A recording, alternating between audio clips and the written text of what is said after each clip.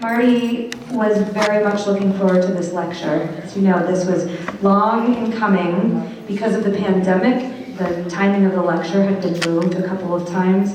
And this was always going to be our Martin S. Weiner lecture.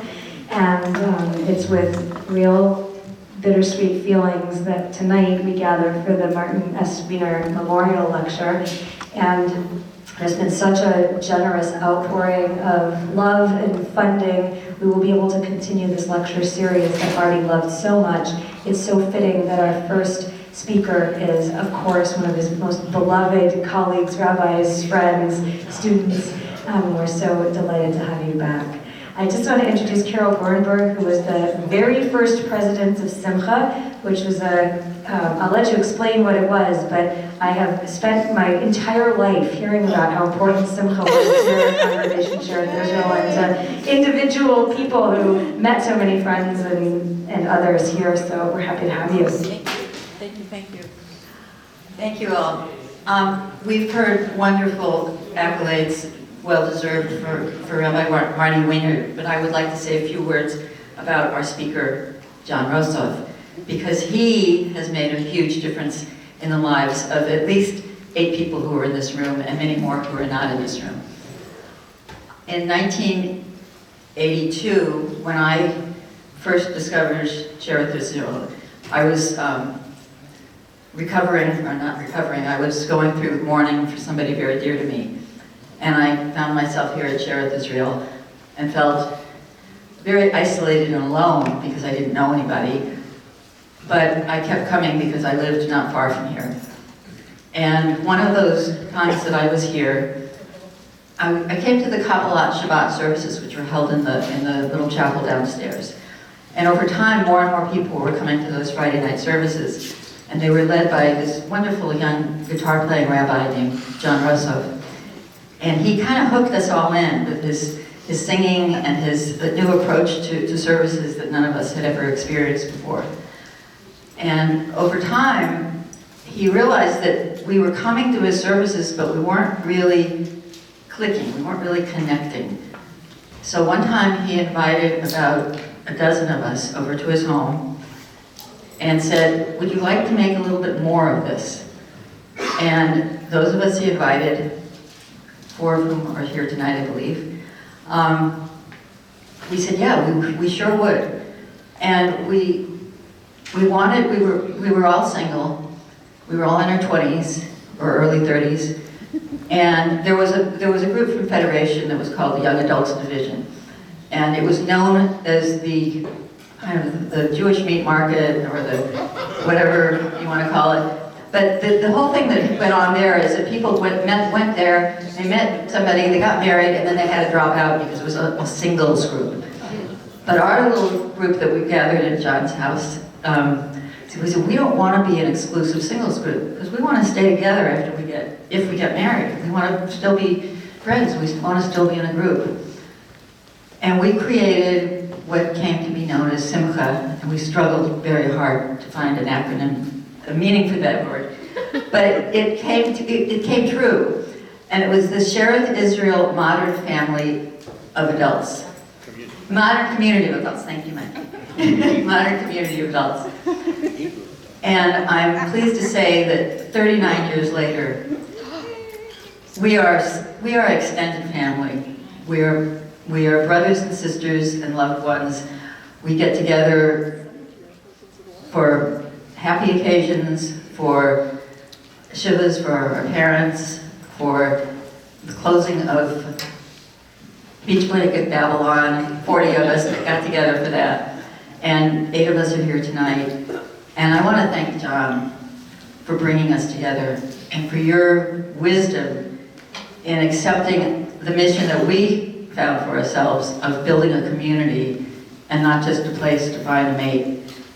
There are people who found mates, 2 of whom are here, and they're still married to each other.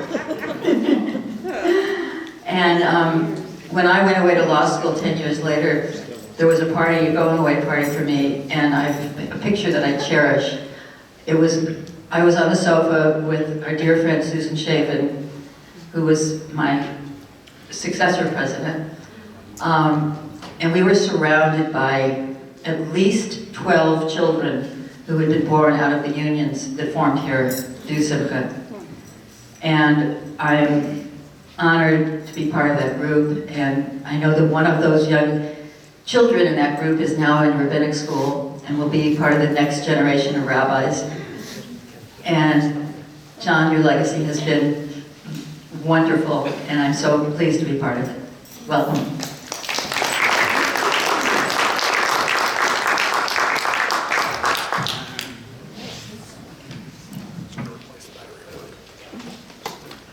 While we're getting the battery replaced, just regarding all the marriages that came out of the Simcha Group, I think there were 17.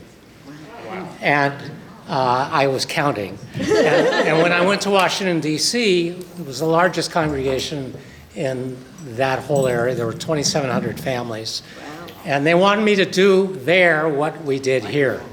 And I thought, A, I didn't want to do it again because it was really hard. And it was organic in the way it opened up. But we had suddenly a captive audience because Senator Rudy Boschwitz of Minnesota, any of you remember him? Republican senator. He had 4 sons, and they were all living in the Washington area, and he wanted them all to marry Jews. So he started these, kind of like Yad was here, but he couldn't his office couldn't handle the mailing list, which was thousands. And so he and I made a deal that I'll handle the mailing list if I can send out to his group whenever we had an event at Washington Hebrew Congregation. He said, fine, and then he bragged once about having 4 marriages come out of his program. And I said, Senator, I have 17, thank you very much. I think there were 17, there were a lot. You were the first. Yeah. You met in our living room. And I said to Mary Beth, what did I say to you? I have, Michael, Lydia, and Mary Beth, and Teresa. I said to you, I left you a message saying, that we speak with the hands. Yes, right. No, I also said, I have something for you that you cannot refuse. That was the message I left for you. And you responded, and I said, come to our barbers in my house. So, and then you two... I said I didn't want to because it'd be all nerds there. You met your husband, right? She's right. So, at any rate, those were great times. And Carol, thanks. It was a very enriched community that was created, and it really happened very organically. And you developed committees, and there were retreats, and there were Passover Seders, and I mean it was on and on and on, and it really was something. So I'm very honored to give this first annual Rabbi Martin Weiner Memorial Lecture. Marty called me about 3 years ago after my book, which is there available for you to purchase, was published, and he checked in with Jessica, and it was a go, and then COVID hit, and we postponed it, and then we postponed it again and again and again, and then he called me in October and said, let's set a date. So we set this date, and then sadly, his cancer just went wild, and it took him away from us.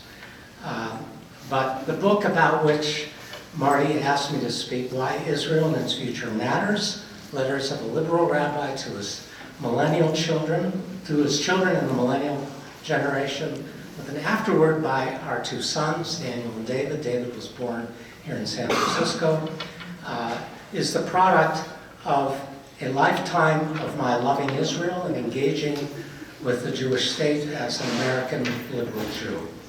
It was a bit difficult book to write, not only because the subject matter is complex, but because I knew I had to be concise, clear, and nuanced if I hoped to penetrate the thinking of younger generations of Jews and to speak to their questions, doubts, struggles, and need to understand why our relationship with Israel matters for our future and for the future of the Jewish people.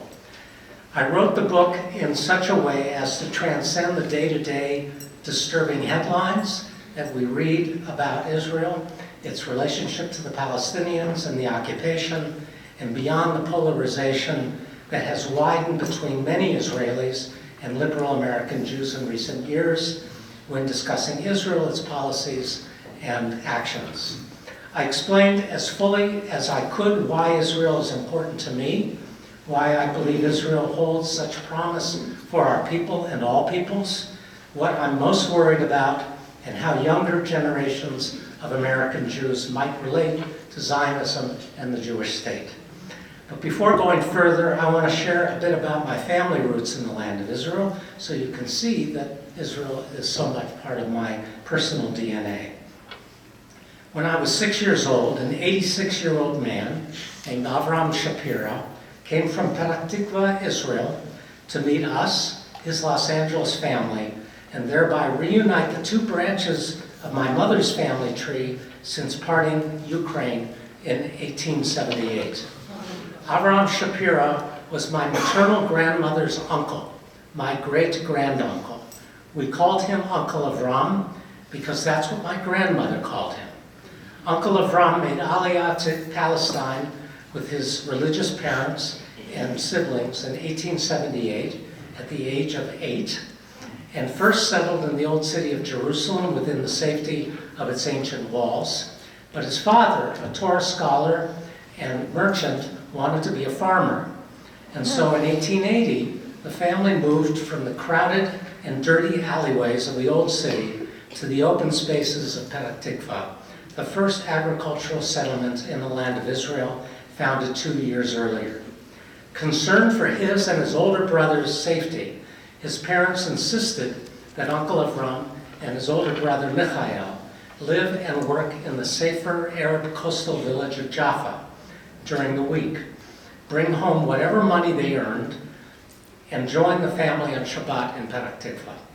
In those years, very few Jews dared to venture outside the walled cities out of fear of being attacked by Arab robbers who beat and knifed Jews, kidnapped and imprisoned some for ransom by corrupt local governors, and forced them to pay taxes to build large Arab homes and mosques.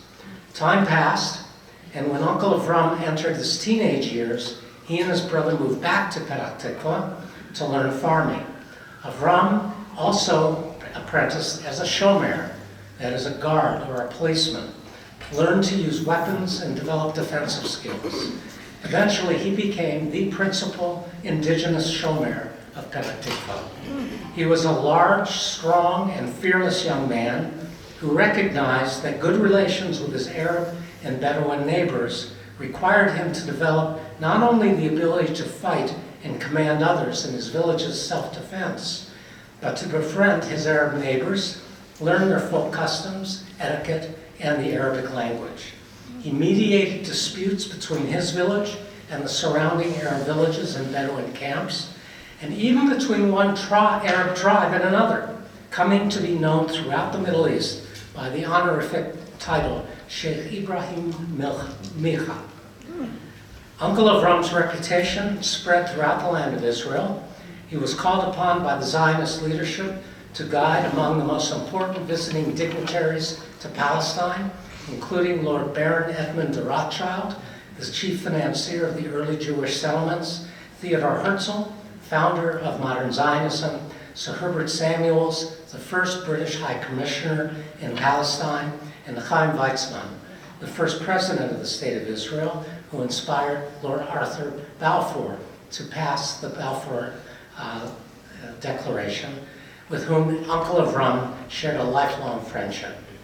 Uncle Avram made a powerful and lasting impression on me as a young boy that day in 1956 as he sat quietly in an armchair in my aunts and uncle's family room in Beverly Hills, and on my eventual attachment to the land, people, and state of Israel.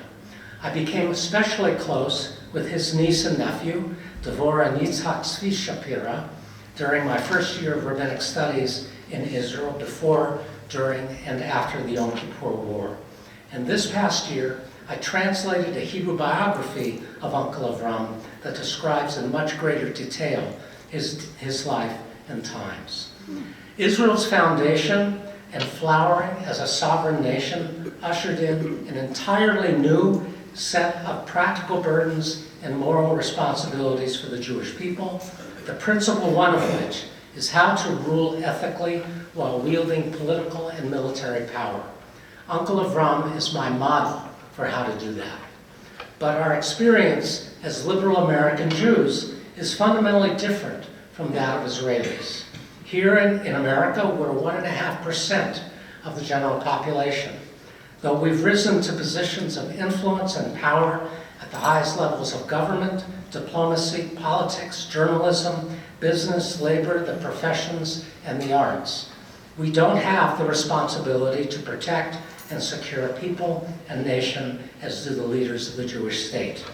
Here, we Jews have had the task of building our communities based upon core American principles of inclusivity, pluralism, and respect for the other. Here, we've been called to see our own face in the face of the stranger, to honor the rights of others, to value social justice and compassion. Our history has taught us what it is to be stripped of basic human rights. Consequently, we respond negatively to the destructive effects of intolerance, violence, and injustice, and we're drawn to side with the oppressed. When speaking with our younger generation of American Jews, I have to remind myself that I grew up and was influenced about Israel in dramatically different ways than my sons and those younger than them. In part, I call myself an Exodus Jew.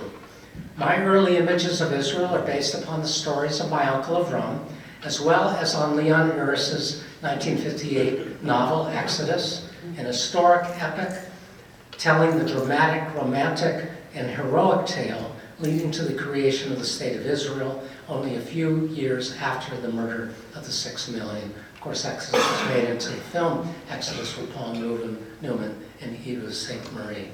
Isn't that right? Yeah. In 1972, I met Elie Wiesel and wrote about the significance of my meeting in a Berkeley student newspaper. My handwritten note back, he hand wrote a note back to me and characterized the concerns of my generation of American Jews. Dear John Rosove, he wrote, I remember our meeting and I'm moved by your connection to the Holocaust that will determine your future as a Jew and a witness. I saved that note. It's in our safe deposit box because I don't want anything to happen to it. As opposed to a signed napkin from Sandy Koufax. Although on my 45th birthday, my brother and a dear friend whose father was an announcer for the Brooklyn Dodgers was able to get to Sandy Koufax a ball, and he signed, Dear John Rosove, happy 45th birthday, Sandy Koufax. Wow. So I have that at least. Getting back to the subject at hand. You know, every LA Jewish boy, you know, Sandy Koufax is one of our heroes. In this period of our history, however, even with a dramatic rise in anti-Semitism, the reality of American Jewish life isn't precarious enough to justify by itself a state of Israel that is a safe haven from anti-Semitic persecution. This negative motivation to support Israel needs now to give way to a much more creative, nuanced, and positive justification for the existence of the Jewish state. My kids' earliest memories of Israel are so different from mine. They recall the Rabin's assassination and the tortured world in the television series Fauda. How many of you have seen Fauda? Okay, I highly recommend it. It's a gritty and violent drama focusing on the Israeli-Palestinian conflict from the perspective of Israel's secret services. It's on Netflix, I think. Fauda wipes away the romantic and idealistic image of Israel and Zionism, which is why the subject of Zionism in Israel is so fraught for many liberal American Jews today who have drawn a simple, clean, values-driven line in most situations, side with the oppressed, not the oppressor. Many young liberal American Jews see in Israel, consequently, through the eyes of the Palestinians alone, who live in the West Bank and East Jerusalem, ruled by a harsh Israeli military administration.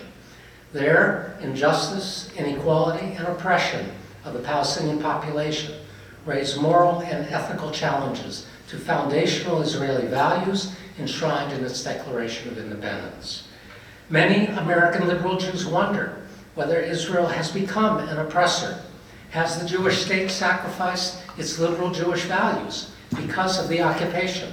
Is that what I'm asking young liberal American Jews to identify with or ignore in supporting the Jewish state? Many liberal American Jews ask, why not boycott, divest from, and sanction BDS Israel if it's undemocratic and oppressive as an occupational force? Or why not turn away and wash our hands of the Jewish state altogether, letting Israelis fend for themselves and focus on building our own families and communities in America while fighting for more enlightened Jewish ideals in this country? These are hard questions. Despite the imperfections and moral challenges that Israel faces, especially with regards to the occupation, I hold fast to the position that it's vital for liberal American Jews to believe in Israel, to understand and see the Jewish state's promise, to accept it with its flaws, while remaining impatient for justice, supporting and helping Israelis of like mind, and there are hundreds of thousands of them, to find its way to being what the state of Israel was always meant to be, and in many ways already is, an Or L'Goyim, a light to the nations. This means not only understanding Israel's history and narrative, but understanding the Palestinian people's history and narrative, and being able to accommodate the truths of both peoples and the complex history of the Israeli-Palestinian conflict. In the immediate post-Holocaust period, Israel was an answer to the experience of Jewish powerlessness and hopelessness. But today, a more nuanced way of thinking is needed, that the Jewish state is an answer to our people who so recently experienced powerlessness and hopelessness, and who don't want ever to experience that again. It is a truth that the Jewish people emerged from the Shoah and were reborn in a Jewish state, going from death to life, from powerlessness to power, from despair to hope. In the context of Jewish history, especially since 1948, the state of Israel, far and away, is the most exciting event to take place in the last 2,000 years of Jewish history. Israel is a mirror of our people worldwide, embracing Jews from every nation, reflecting every ethnic and racial group and every religious stream. It's a place where little tots and literati communicate in Hebrew, where Jewish religion, tradition, culture, and modernity have produced a uniquely Israeli identity that projects a vision of our people's future that's deeply Jewish, modern, humanitarian, and hopeful. All that said, I'm not blind to the truth that Israel is an imperfect nation. I don't excuse the harsh occupation of another people for a minute, but all things considered, Israel is an extraordinary success story. The country is evolving in ways that make me proud as a Jew and Zionist, and optimistic for its future despite the dangerous neighborhood in which it lives. Only 30 years ago, there was a taboo against homosexuality in the Jewish state. Now, 150,000 people march in Tel Aviv's Gay Pride Parade each year, and there are an estimated to be 750,000 LGBTQ individuals in Israel, many coming from the Orthodox world and the Arab Israeli communities, both of which sanction homosexuality. But the modern state of Israel accepts and welcomes them. Israelis have become gentler and kinder people over the decades, its media image notwithstanding. More than 15,000 active Israeli NGOs, most not politically aligned, promote universal moral values, human rights, democracy, civil society, and the environment. Many small projects bring Arab, Israeli, Muslim, Israeli citizens, Arab, Palestinian, Muslim, Israeli citizens together with Jewish Israeli citizens to learn about each other, hear each other's stories, and develop greater compassion for one another. Hundreds of Palestinian Israeli citizens travel to Auschwitz to help their people comprehend the depths of historic Jewish suffering that informs our people's national narrative. Only 2 weeks ago, for the 17th year in a row, bereaved Israeli and Palestinian parents who lost their children in the violence shared their pain and grief on Yom HaZikaron, Israel's Remembrance Day of the Fallen, along with 250,000 people from Israel, Palestine, and around the world on Facebook. Mohammed Darasha, an Israeli-Palestinian citizen, has been working with the Israeli government from his base at Givat Chaviva in the north to help educate Palestinian Israeli women, provide childcare while they work, and enable them to enter the workforce, thus lifting thousands of Palestinian Israeli citizens and families out of poverty. A project called Yad Bayad, Hand in Hand, is working to create a strong, inclusive, shared society in Israel through a network of 7 Jewish-Palestinian integrated bilingual schools from K through 12 that bring together thousands of Jews and Palestinians throughout Israel. Israeli young people are engaged in politics in ever greater numbers ever since 250,000 Israeli Jews camped out along Rehov Rothschild in Tel Aviv in 2012, what came to be known as the Cottage Cheese Rebellion against rising prices and the high cost of living for all Israelis. Haredim, the ultra-Orthodox students, are learning skills to bring them into the workforce and out of poverty. Neighborhood bomb shelters are being turned into art centers for children. Though racism and hate between Palestinian and Jew exists, if people visit any Israeli hospital, they will see Arabs and Jews receiving compassionate medical care and treatment on the same wards by Arab and Jewish physicians and nurses. Project Rosanna, run by Israeli Jews, weekly meets ill Palestinians from the West Bank at the security fence who can't enter Israel for medical care and drives them free of charge to Israeli hospitals and clinics for treatment, and then returns them to be picked up at the security fence by their families.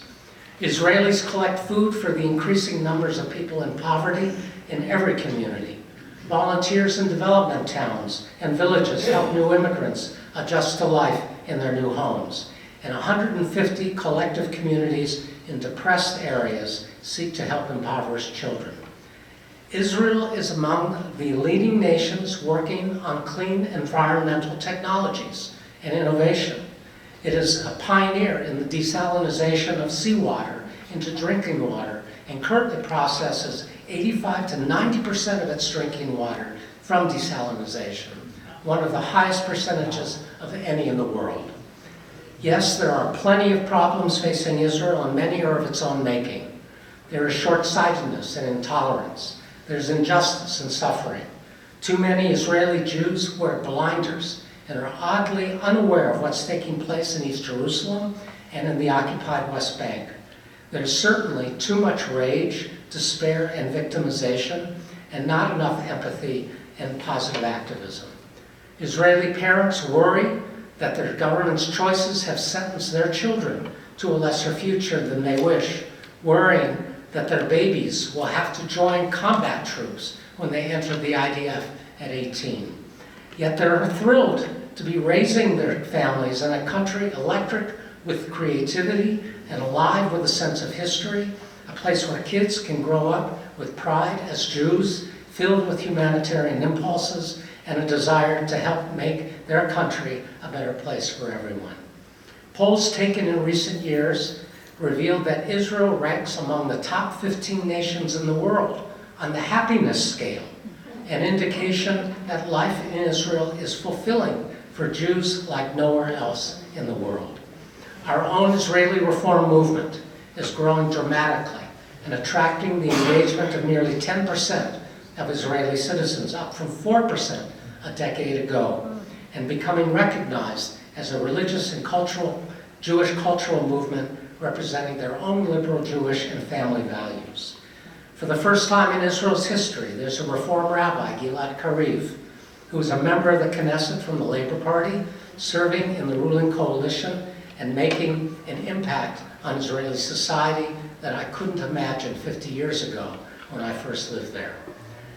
What I believe is true in this tumultuous and critical time in world history is this: the most important battles will be fought over values.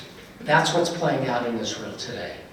3 generations removed from the trauma of the Holocaust, with a far less visceral, defining sense of fear, young Jews' sense of Israel today, as they witness it from America, is understandably different from mine, perhaps less forgiving and more frustrating.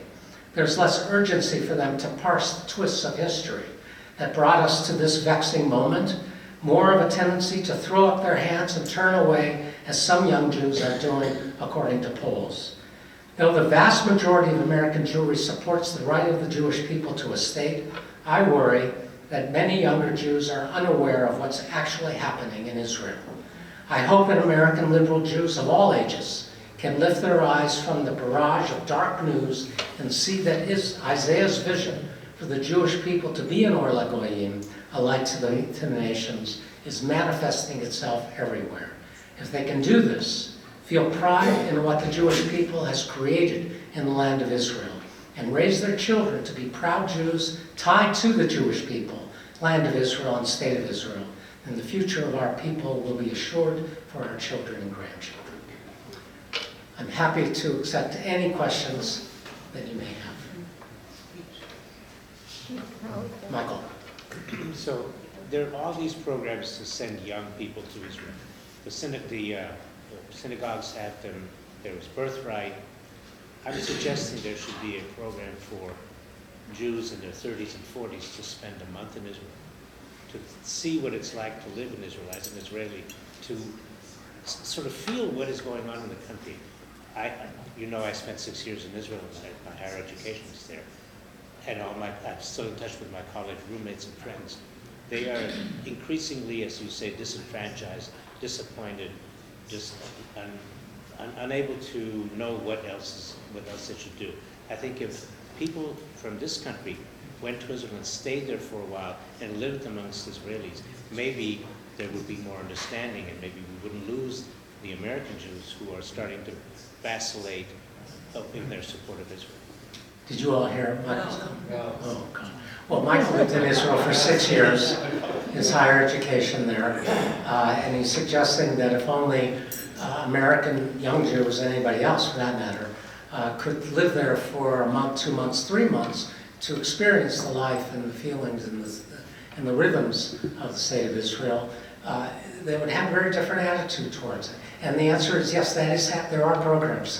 There's a program in the Reform movement called the Heller Movement, where high school students go and live there for, I don't know whether it's 6 months or 3 months, but there are all kinds of opportunities for that kind of engagement. But families have to make that commitment. Birthright is still an extraordinary program. And so many, I don't know what the numbers are now, it could be close to 1 million young Jews have actually participated in Birthright. But the problem is, I said it as clearly as I could, that it's a very complex, exciting place. And if whenever I would take tours, every 3 years, Barbara and I would take groups from my congregation to Israel, not really for touring. It wasn't a tour kind of thing, although we would talk about things and see things. We went to meet people, left, right, and center, Palestinian settlement people, West Bank people, leaders in the journalists, members of Knesset, Reform communities, and my goal, we would travel. I told people, sleep before you come, and you'll sleep when you get home. But you're not going to sleep much on this tour. It's usually a 10-day tour. We went from 8 a.m. sometimes until 10 o'clock at night every day. And on one of these tours, after about 4 days, the group was just exploding because they were hearing so much and so many different perspectives. So they asked for a meeting. So we booked a room in the hotel. Everybody sat around, and I said, so tell me, what are you feeling? Everybody spoke.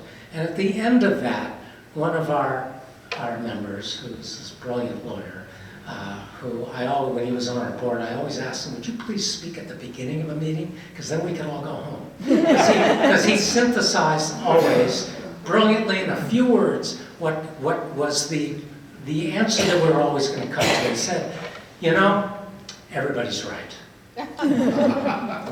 And I said, there you have it. And that's the rub. When you're in Israel, everybody has a narrative that has truth. But they're conflicting truths. I listen every week to a podcast called The Promised out of Tel Aviv. There's 3 American Olim there for 30 years. One of them is Alison Kaplan-Summer. She's a journalist, award-winning journalist at Haaretz, and a couple others. And they take 3 issues every week. And if you want to be engaged with what's happening from a week-to-week basis, I recommend you download the podcast.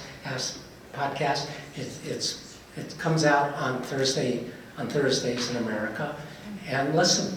Take your walks, do whatever you're going to do, and listen to these 3 brilliant people talk about the great issues of the day. The one this week dealt with the Nakba. Nakba is the Palestinian disaster starting in 1948 that they've coincided with Israel Independence Day.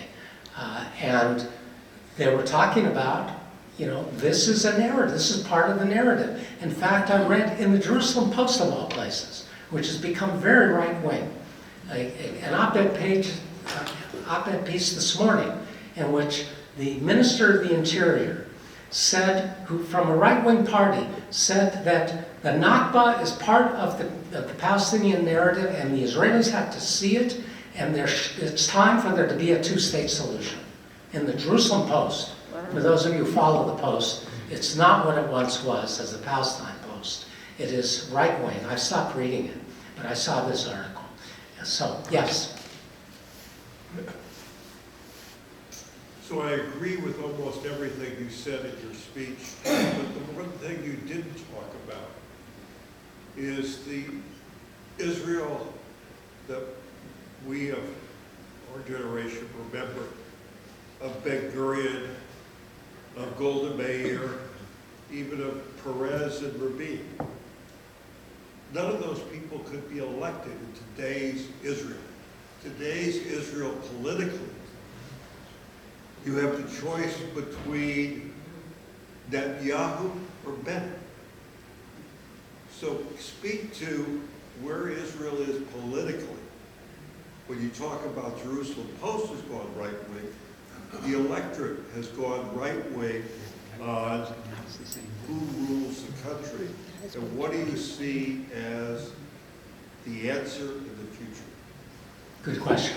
First of all, Ronald Reagan couldn't get the nomination from the Republican Party today either. So times have changed, and times dictate who their political leaders are going to be. The Israeli populace, it's still, the current government today, which is hanging by a thread, because another member of the government decided not to vote with the government anymore. Although she said that she wouldn't vote for the dissolution of the government. So it's still hanging. But there are members of the left wing, of labor, of the middle ground, of right wing, but no Orthodox parties are in the current government. So the attitude of young Israelis, under 50, which is the way I characterize that electorate, is more right wing. They've grown up with the occupation. They've served in those areas. They've learned to distrust the Palestinians completely.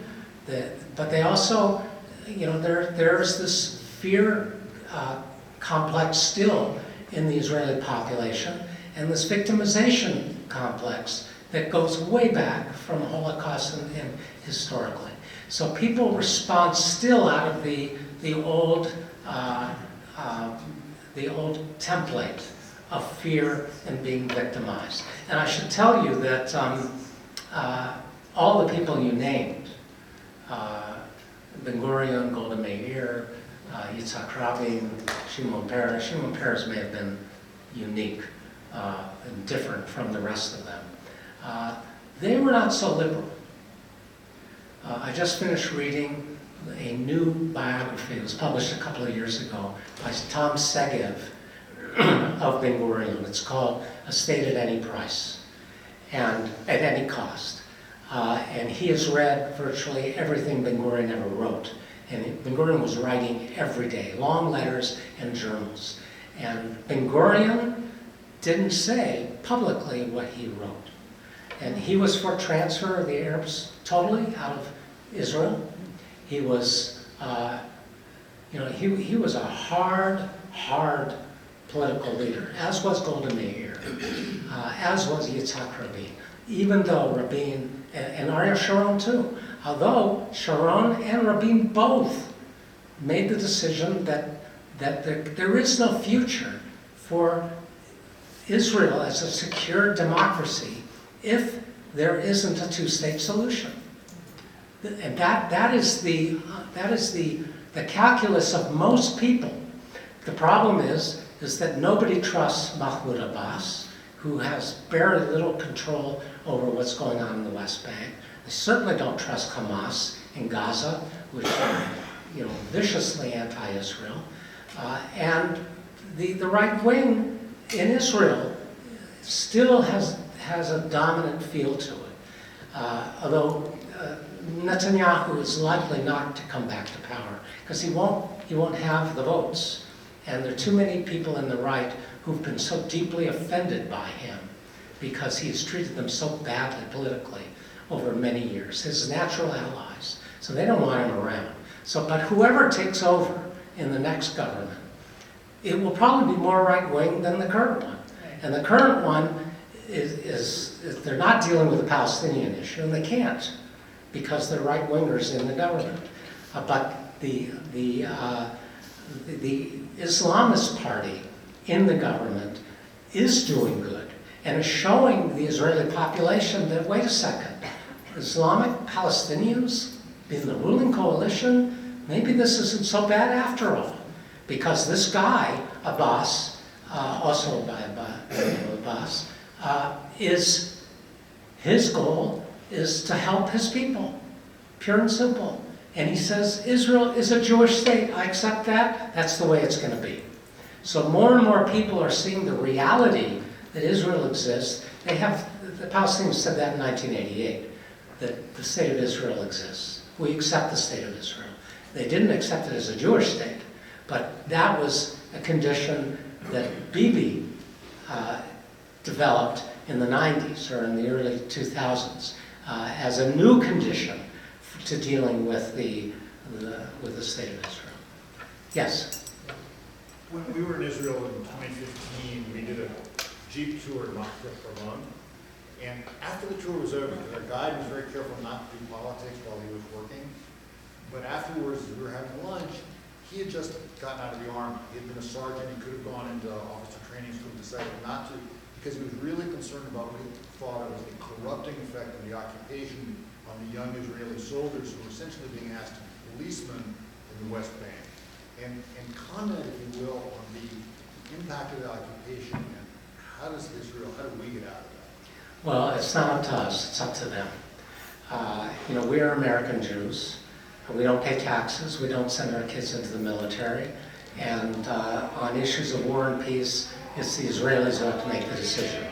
However, as American Jews, what Israel does affects us profoundly. It affects our pride, it affects our security. For those of you old enough to remember, I don't know if there's anybody in the room, what it was like without a state of Israel. Anybody remember that? Okay. I mean, my mother told me stories of, the anti-Semitism that she had to deal with.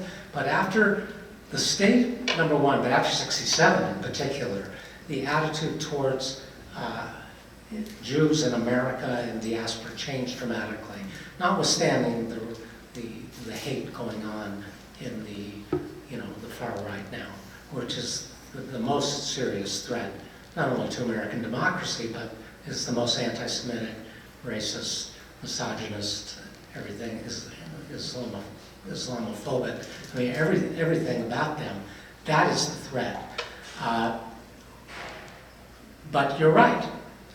Lots of Israelis felt that they were corrupted by the occupation, by having to serve in the occupation. I remember seeing a documentary film of women soldiers who had to serve in the West Bank over Palestinians. And one woman I remember, when she was relieved of her duty, went home and she just kept taking shower after shower after shower. She felt so dirty. She couldn't get clean. And many others were dramatically impacted. Is that the soul of the nation is being threatened by this occupation. And there's no justice for the Palestinians. Whether you think they deserve to have a state or not, they want a state.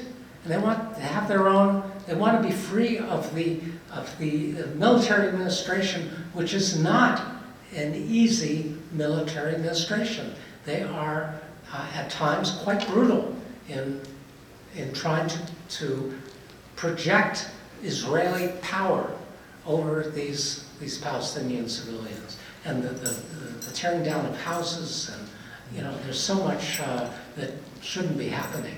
But there is an Israeli peace movement, and combatants for peace. There are all kinds of NGOs, New Israel Fund and others in the state that are protesting. Rabbis for Human Rights. I mean, there's so many organizations, but seldom, that are protesting what's going on in the West Bank. All we as American Jews, if you agree with my position at any rate, all we can do is support them. Financially, morally. When I go there, I always call up my friends in those organizations and meet with them and let them know, you're doing God's work. Yes? I share your love of Israel. We've been there many times. But I am horrified at the fact that the right-wing politics in America have co-opted Israel as a rallying cry. And as a matter of fact, in this last election that we had, primary election, AIPAC supported the candidates that were against people of color, people who were Muslims, because the bottom line is they're using the fear of American Jews that if these people are elected, Israel will not get our support anymore. And I'd like you to speak about that. Well, AIPAC has destroyed its credibility as far as I'm concerned. I was once upon a time, supportive of them. I'm now J Street. I'm one of the rabbinic co-chairs of the J Street Rabbinic and Cantorial Cabinet. There are 1,000 rabbis, cantors. AIPAC made a decision to become a PAC. The American Israel Public Affairs Committee was not a PAC supporting candidates, but they made the decision this last year that they were going to raise tons of money, as you said, and give it to anybody who supports Israel, regardless of their values, regardless of the fact that they were the insurrectionists on January 6th. They supported over 200 candidates for Congress, many of whom were voted against the certification of the 2020 election in Congress. And they have been hit very hard with this. But AIPAC is not playing to the American Jewish community anymore. They're playing to the evangelical, right-wing evangelical community of 80 million Americans and the right wing in Israel. So that's what's happened. And increasingly what's happening on the Hill is that the J Street which is for 2 states, for 2 peoples, and democracy in Israel and in the United States, and for a fair immigration policy here and a number of other issues, and for the reinstitution of the Iran agreement, among many other things. J Street is now the dominant pro-Israel PAC in the Democratic Party. It's mainstream in the party, whereas 10, 12 years ago, it was far left. But now there's so many more groups to our left, and AIPAC really has, sadly, given up the mantle of being concerned really about Israeli democratic Jewish security. You know, you can't not support democracy in America and support Israel, because the democratic America is why so many Americans feel connected and supportive of the democratic state of Israel. And you lose that, and you lose it all. But I agree with you. Yes? John, I have a question. Is there anybody, and I agree with you about AIPAC, but is there anybody else who does the job they do of getting congressmen, senators to Israel? Yeah, J Street does. J Street does. American Jewish Committee does. A lot of groups do. There are CODILs, congressional delegations to Israel, going all the time. And many, I talked with one congressman, formerly he's no longer in the House, he was a representative in the Monterey area, and we lobbied him one day, and he said that he was on AIPAC trips to Israel and a J Street trip. He said there was no comparison. No comparison at all. The depth of opinion that he was exposed to by the J Street trip, it was like AIPAC was really representing a party line, and he got much more out of the J Street trips. Yes. What concerns me is that what goes on in Israel does affect Americans, and it affects the feeling of Jewish identity in our young people. And so could you speak to that? Well, I think that's overplayed. According to a recent poll by the American Jewish Committee, about 70%, or maybe it was higher, of young Jews under the age of 40 believe in Israel and support it, still. Of the 30% who don't, it's not that they don't, it's just that they are disengaged from Israel. And that has to do with our education here and families' engagement with Jewish life and not knowing Jewish history and not knowing about Jewish tradition. Because that's the problem. The more people know about who we are, the more they'll be able to identify with what Israel is, and then be able to go and say, so this is, this is what it means. I really believe that Jewish peoplehood, the state of Israel, is the cornerstone of contemporary Jewish identity. More so than the religion, because so many people are atheists. They're not interested in religious community. They may be interested in synagogue life to raise their kids as Jews, but synagogues have to become more like community centers. That's what the Reform movement in Israel is doing. They're building community centers, a part of which is a synagogue. But most of the Israeli seculars coming to them they're interested in Jewish values, Jewish family life, celebrating holidays, but not worship. They just don't get it, they don't care about it, they don't want it, they don't feel they need it. So I think that what they're doing is actually the model for what we should be doing. Because only, 30-40% of the American Jewish community are affiliated with a synagogue or an institutional Jewish institution. That's a problem. That's a problem for us today, but it's certainly a problem going down the line with the new generation. Yes? John, I always enjoy hearing you when you speak, but on almost a weekly basis, I enjoy reading you when you write and publish it in your blog. So would you share the email address so people can sign up? Thanks, thank you. It's Rabbi John Rosove blog. If you Google it, it will come up. And then once you get on the blog, you can subscribe.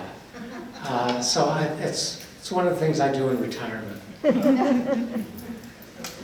Yes? I don't know the statistics, but just from my own personal experience, it certainly seems like half, maybe more, of American Jews, at least in the Reform movement, reasonably active, have gone to Israel on either Birthright or a similar program. Why do you think those programs haven't had what it seems like the intended effect of making sure that bond with Israel seems strong? Like the millennials are the birthright generation, but it doesn't show up in the poll numbers. Well, 40% of the American Jewish community has been to Israel once. And the question I would ask is, had there not been a birthright, how much worse would it be? So a lot of people, when they're young, they go and they have a great time, they're moved, and then, like people in their 20s do. How old are you? 30. 30, so you're over the hill already. Nobody can trust you anymore. That's what Dylan said. Don't trust anybody over the age of 30. But a lot of people in their 20s, they're looking for themselves, trying to figure out what they're going to do. They're looking for their professional lives, they're looking for partners, mates, and where they're going to live. And they don't think about Jewish life or Israel that much, unless they're very enmeshed in it from a very young age and continue on. But at a certain point, they do. Usually when they get married or have a partner, and if they have children, then they start to think, well, wait a second. I was raised this way, and I ought to be looking around, trying to figure out what I want and where I want to raise my kids, and be a part of the community as well. I mean, this is, I confess, I am really happy to be retired. Not only to be retired because it's a great life that Barbara and I have now, but that the American liberal Jewish community is really undergoing a dramatic, and the whole synagogue community, right, left, and center, are undergoing a dramatic change. COVID didn't help. I mean, now you can watch, services in your family room in your pajamas and never join a synagogue. And they're in Central Synagogue in New York City for High Holy Days last year. 250,000 people were watching. Wow. A friend of mine in New York, Rabbi Ami Hirsch, who just started a podcast of his own, he has thousands of people watching him every Friday night. Because he's a great preacher, and he's a brilliant speaker. Thousands, and there may be 150 people in a synagogue. So, this is good on one level, but the face-to-face contact. I was talking with a therapist this last week and asked her, who's doing most of her work on Zoom.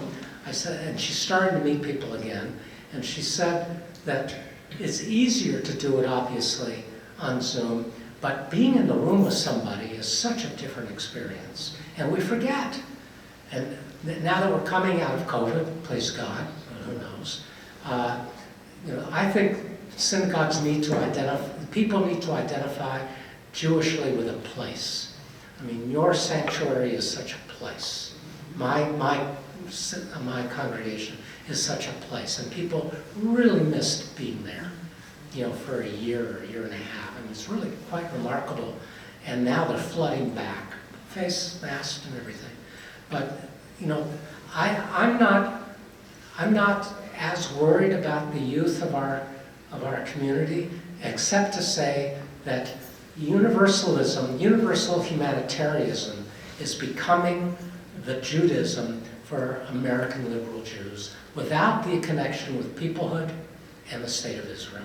And if that continues, I don't think there's a future for them and their children as Jews. They'll be ethical, all of that's good, but they won't have the peoplehood connection that is the sustaining element that will enable the continuity of the Jewish people, which is key, I think. John, Yeah. would you please repeat the Steve. first part of what you just said? I don't remember what I said. What? All the words of universal and all Okay, universalism, humanitarianism. that. What is that? Universalism is that the whole world is one. We care about all people equally. It doesn't matter where they live. We're concerned about ethics. We're concerned about oppression. We're concerned about liberation. We're concerned about freedom, liberty, all of those elements that we understand as Americans. Universalist humanitarians. In other words, we as Jews, based on the teachings of the biblical prophets who talked about justice, that's the calling card for many, many liberal American Jews. Although what they don't recognize, like the passage, Tzedek Tirdof, justice shall you pursue, that's only the first half of the verse. The second half is that you may live long on the land that I give you, the land of Israel that I give you. In other words, living in the land of Israel requires justice. If you don't live according to justice, you can't have the land of Israel. It's a prophet saying this. In Deuteronomy it comes from. So, unless there's a connection to the peoplehood of Israel and the state of Israel as the biblical, as the political manifestation of our people's greatness, I don't believe there's a future for those people who don't identify with it as Jews or their families in the United States, in North America. I just don't see it. Because over time, there won't be the connection unless it skips a generation and their children say, wait a second, we're Jews, right?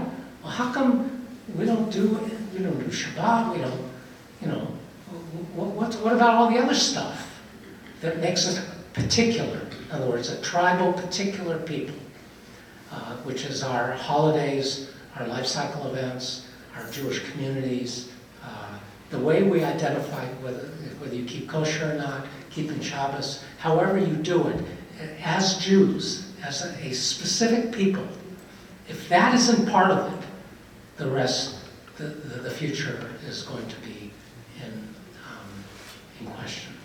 No?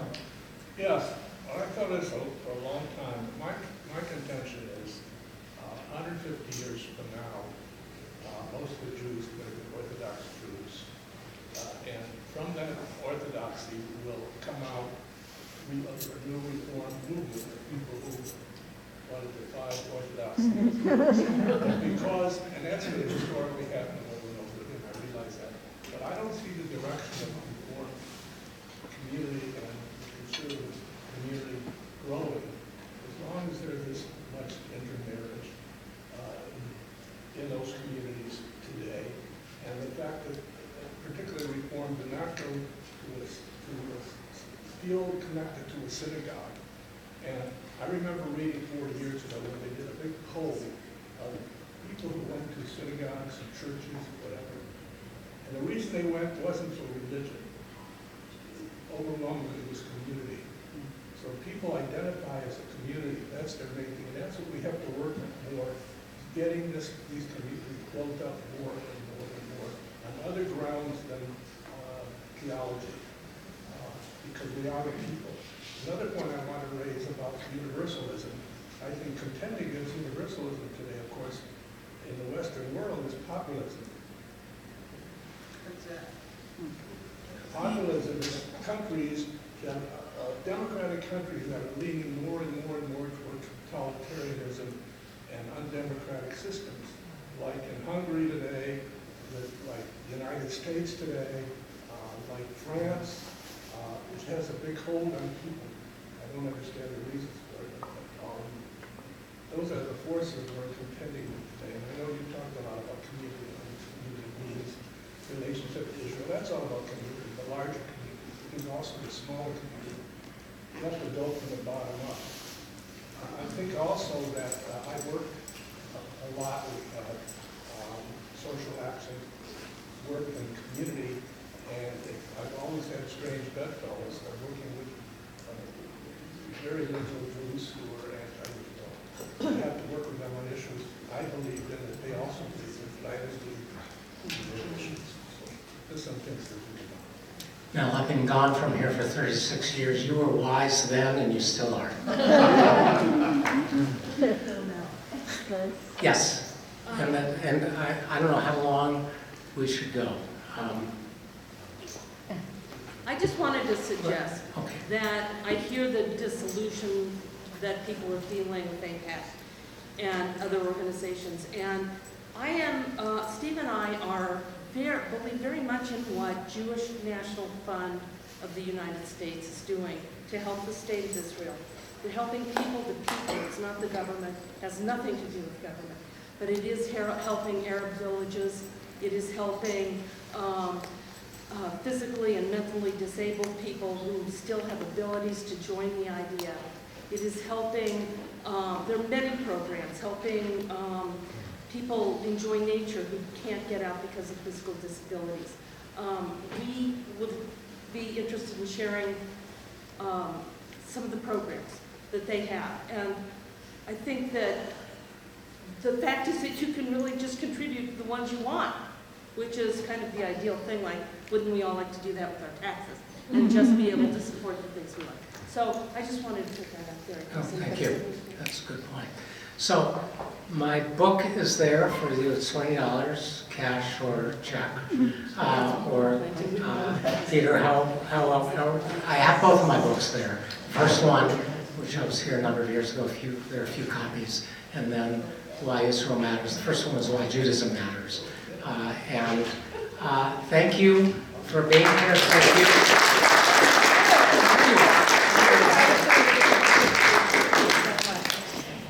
Thank you for such an interesting and inspiring lecture that gives us so much to think about over Shabbat. So please hang out with John and Barbara, hug them, hang out and check out the books, hang out with each other. There's tons and tons of food, so have another sandwich. Shabbat Shalom. Yes.